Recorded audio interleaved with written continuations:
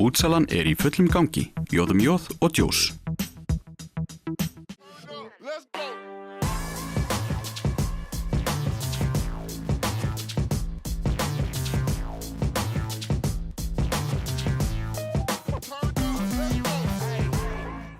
Fjarðabyggð sameinað lið í Neskaupstað, Eskifirði og Reyðarfirði. Við hittum Dragan, þjálfara meistaraflokks á vellinum í Neskaupstað. Dragan, það má í raun segja að þú sért komin aftur heim hérna á Fjarðabyggð. Já, rétt fyrir þér. Við getum alveg segja að ég er komin aftur heim og mjög gott að koma heim aftur. Þú kemur hérna fyrst sem leikmaður og þá þetta ekki Fjarðabyggð heldur Þróttur. Já, ég kem fyrst hér 98 og það var fyrst Þróttur. Fyrst í 2 ár mitt var Þróttur og eftir 2000 sameinast og Fjarðabyggð, en svo núna líka. Síðan ferðu inn á Akureyri og ferðu að þjálfa þar? Já, ég fór frá hérðan 2004, 1. mars og byrjaði þjálfa í Tornó. Og þú þjálfar þar bæði kallaliðið og kvennaliðið. Hvernig var munurinn á þessu tvennu? Í rauninni það var ég fann ekki eftir mikið munur.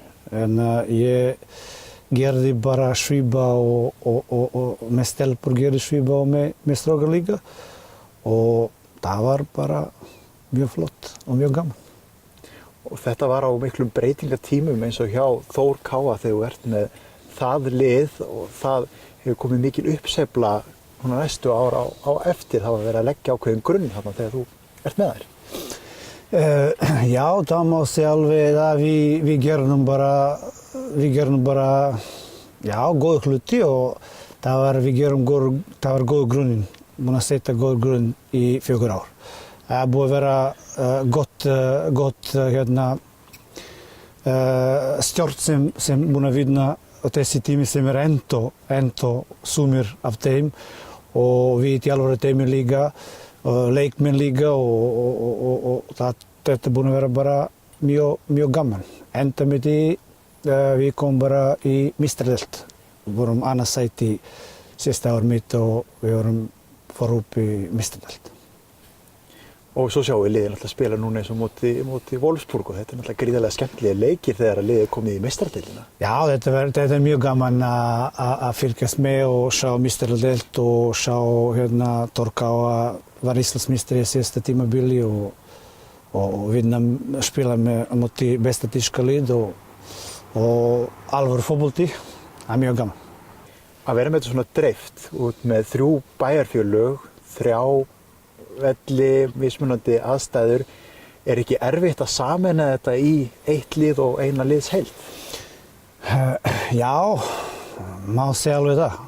Þetta eins og maður að segja alls staður og í öllu sem við gerum það pluss og mínusar.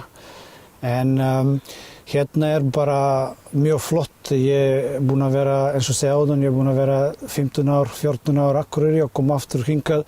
Og þetta búin að vera tjeppast miklu meira núna en áður og ég held að eins og núna þetta bara mjög flott. Auðvitað stundum það betra að vera 1 bær, 1 lið, stundum betra hitt en þetta svolítið misjafnt. Hvernig finnst þér áhorfendur vera að mæta á leikina þegar þetta eru svona 3 bæir undir einu liði? Það má mæta fleiri alveg. Ég myndi vilja sjá fleiri að mæta en auðvitað við reynum að gera betra hluti enn í fyrra og þá kannski fólk fá áhuga að mæta, fleiri að mæta að vellinum og eins og segja þetta búið að vera gott en ég myndi vilja sjá aðeins og fleiri að mæta. Markmiðin fyrir næsta tímabil, hver eru þau? Ekki bara klassísk eins og allir að segja að gera betra enn í fyrra en við ætlum að reyna að vera í baráttu næsta sumar í baráttu til að fara upp og sjáum til hvað gerist. Þetta spennandi líka, annan deild búin að vera síðasta tímabili mjög spennandi. 6 lið af 12 gat fara upp og vonandi þetta vera mikið að næsta ári líka. Það alltaf gríðarleg lyftistöng fyrir þetta lið að komast upp í inkasso-deildina. Já, það bara, já, við getum sér alveg það. Við reynum að gera besta og reynum og ég alveg víst að koma meira áhugi eins og allstaður ef lið spila hérna í inkasso eða Pepsi, við ætlum að reyna fyrst að komast í inkasso. Svo hugsa meira en já, þetta er flott en þetta mátti vera enda betra ef við getum að fara upp.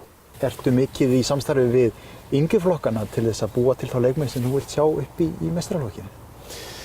Já, hérna gott unglingastarf og góður þjálfarar í unglingastarf og við búin að horfa niður líka og við eigum 5-6 strákar sem eru í þriðji flokkur núna í Fjarðabyggð hérna hjá okkur sem mæta á meistaraflokkur og þetta finnst mér góð samband á milli meistaraflokkur og yngri flokkar og ég fylgjast með oft yngri flokkar og ræða við þjálfara líka og ég held að þetta er gott samstarf hjá okkur og reyna að gera gott eins og sé áður. Við erum að gefa meira tækifæri við unga stráka og undirbúa leikmenn og lið fyrir framtíð.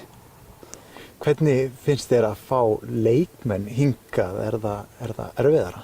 Miklu erfiðara að fá leikmenn hingað en til dæmis ef maður búa í Reykjavík og þjálfa eitthvað lið eins og Aftureldingu eða Grótta eða fleiri lið, hérna mjög erfitt sérstaklega í annað deild. Og þetta er vandamál, þetta þessi lið sem út í land eiga marga útlendinga. Ég held að skýring alveg eftir þeim svona. Ég er búin að hringja marga leikmenn til dæmis í fyrra og þessi ári líka frá Reykjavík. Þetta ekki mikið áhugi til að koma hingað og þá við verðum bara leta aðeins lengra og fá útlendingar til að geta fleiri útlendingar til að geta styrta lið og eiga 16 manna hóp. Ég man alveg að það erfitt líka að fá í Dór leikmenn frá Reykjavík en ég veit alveg ef Fjarðabyggð mátti vera og spila í inkasso fleiri leikmenn mátti vilja koma. Já. Hvernig það þegar það eru mikla breytingar á hópnum og þú kannski getur ekki alveg valið hvaða leikmenn þú ert að fá inn í þær stöður sem þið finnst kannski helst vanta? Ræðst liðsuppstillingin þá af þeim hóp sem þú ert með hverju sinni? Já, þetta er alveg svoleiðis og þetta er krefjandi verkefni og þetta er aðeins erfiðara en einhvers staðar annan stað.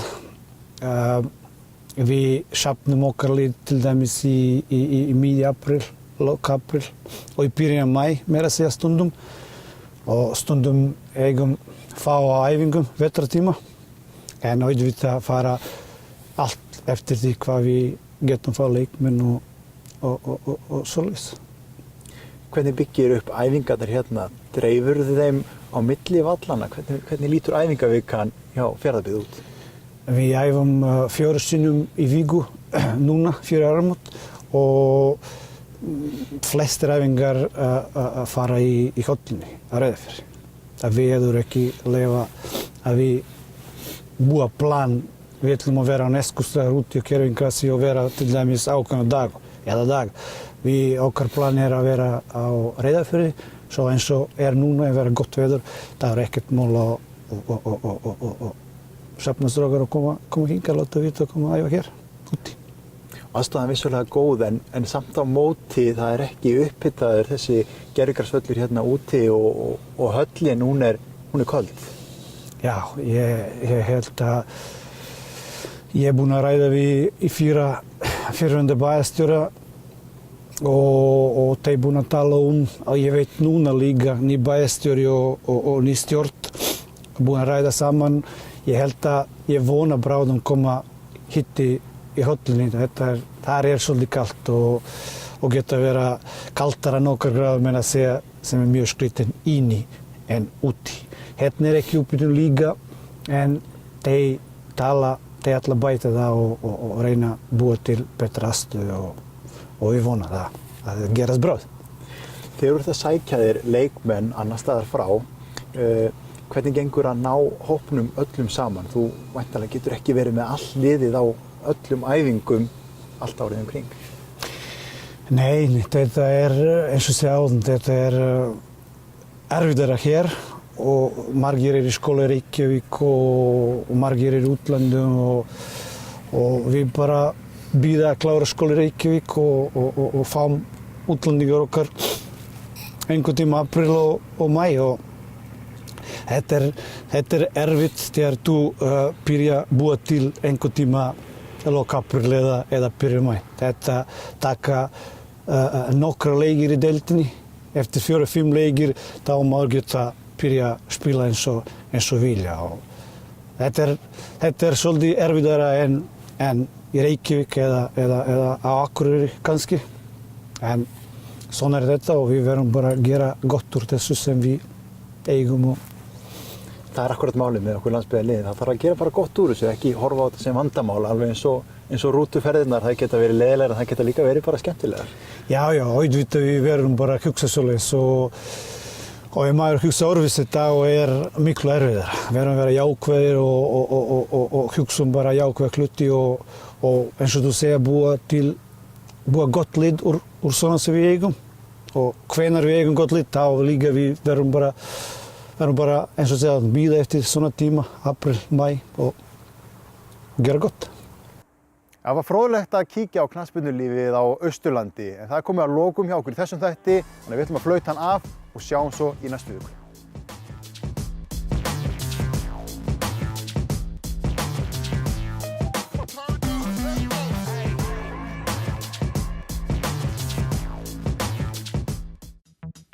Útsalan í fullum gangi, J.M.J. og Juice.